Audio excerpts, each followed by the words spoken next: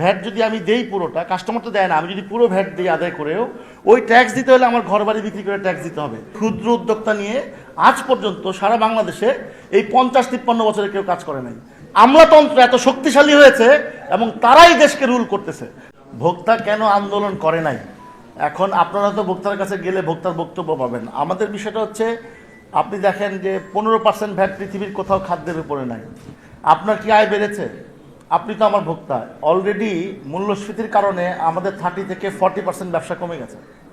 এই যে 30 থেকে 40% ব্যবসা কমে গেছে, এখানে আমরা সাফার করতেছি সাস্টেনেবল একটা পলিসি নিয়ে চেষ্টা করছি টিকে থাকার জন্য। আমরা চাইলেই মূল্য বৃদ্ধি করতে পারি না। হ্যাঁ, আমরা পারি, মূল্য বৃদ্ধি করব, কিন্তু আমাদের যে কনজিউমার আছে, ভোক্তা আছে, তার তো অ্যাফোর্ড করার ক্ষমতা থাকতে হবে। আমাদের ভোক্তারা অলরেডি আমাদের খাচ্ছে, পারচেস ক্যাপাসিটি কমে গেছে। সেখানে যদি 15% আমরা অ্যাডিশনাল অ্যাড করি, এটা আপনি নিজেই আপনাকে জিজ্ঞেস করবেন যে আপনি এই বাজারে আগে 2 বছর আগে কত এক্সপেন্স করছেন, আপনি এখন কত এক্সপেন্স করতেছেন। তার মানে কি, আমাদের 30% 40% সেল কমে গেছে, কিন্তু আমাদের ব্যয় বেড়ে গেছে অনেক।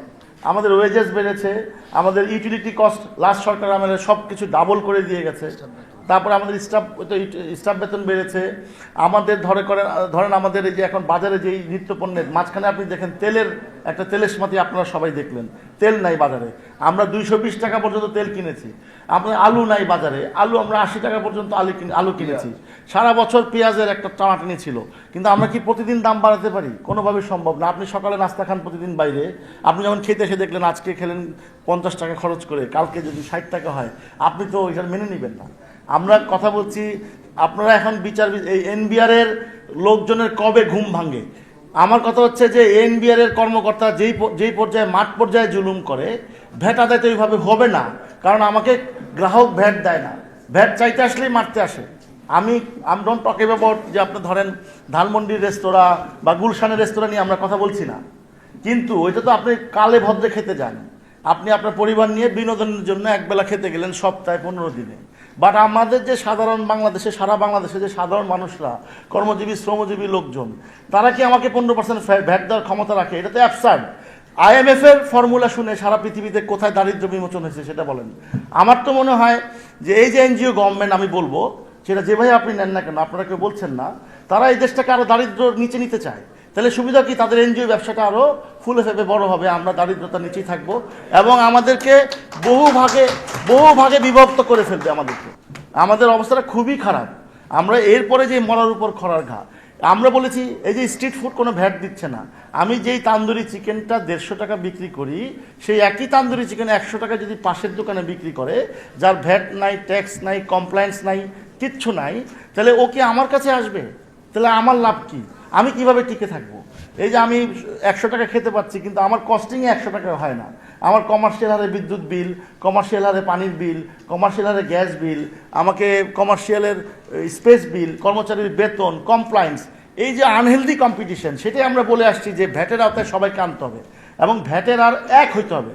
আপনি 5 স্টারে 15% নিচ্ছেন, নিতেই পারেন। 5 স্টারে 20% থেকে 25% হচ্ছে র মেটেরিয়াল কস্ট, আর আমাদের র মেটেরিয়াল কস্ট 65-এর উপরে, এখন 70% পর্যন্ত র মেটেরিয়াল কস্ট হয় নর্মাল একটা রেস্টুরেন্টের, একদম নর্মাল রেস্টুরেন্টে। সেখানে আমি গ্রস প্রফিট কত করব, ইউটিলিটি কীভাবে দিব, আমার প্রফিট কোথায়?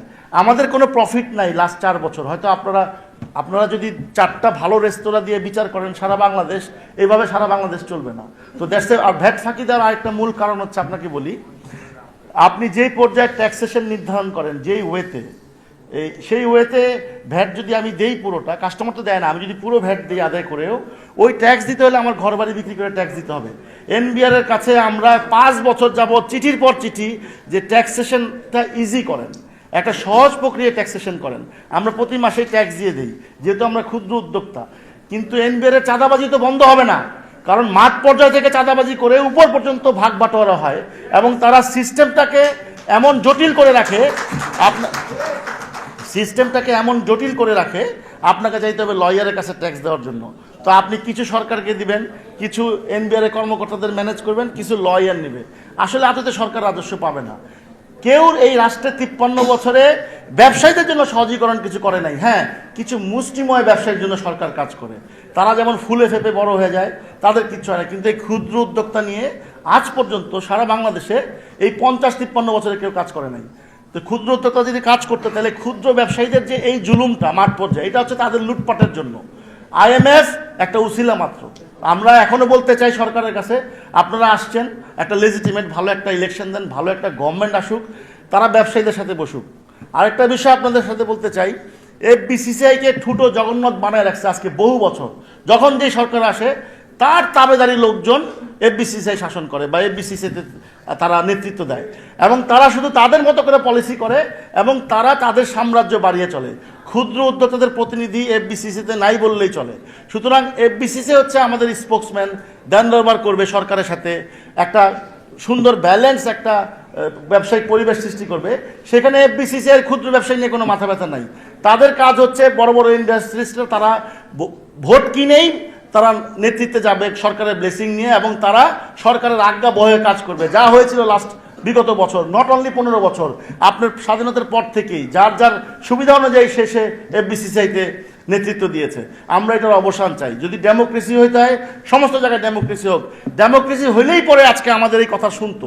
আমাদের এত বড় ডিসিশন নেওয়ার আগে আজ পর্যন্ত আমাদের কেউ একটা চিঠি দেয় নাই, বসতেও চায় নাই যে তোমরা যে কর আদায় করে, আমরা তো আদায় করে দিব, আমাদের সাথে তো বসা দরকার, আমরা কি প্রক্রিয়া আদায় করব, এটা কি সম্ভব কিনা। তাহলে এইটা হচ্ছে বাংলাদেশ, যে আপনার যা মন চাইলো জমিদারি প্রথার মতো, ব্রিটিশরা বা ইস্ট ইন্ডিয়া কোম্পানি যেভাবে জমিদার প্রথা দিয়েছে, তুমি আমাকে রাজস্ব আদায় করে দাও, যা ইচ্ছা তাই, চাপকে আদায় করো, পিটায় আদায় করো, মামলা দিয়ে আদায় করো, কিন্তু রাজস্ব আমার লাগবে। আমরা মনে হয় ওই দেশে চলে যাচ্ছি, কারণ পলিটিশিয়ানদের লাগাতার ব্যর্থতার কারণে আমলাতন্ত্র এত শক্তিশালী হয়েছে এবং তারাই দেশকে রুল করতেছে। তো আমরা চাই, এই যে আমাদের ক্ষুদ্র ব্যবসায়ী সারা বাংলাদেশে 4,82,000 রেস্তোরাঁ আছে, এই যে 4,82,000 রেস্তোরাঁর উপরে যে জুলুমটা হবে আপনি কল্পনাও করতে পারবেন না। সুতরাং আমরা সরকারকে বলতে চাই, অবিলম্বে এটা প্রত্যাহার করতে হবে।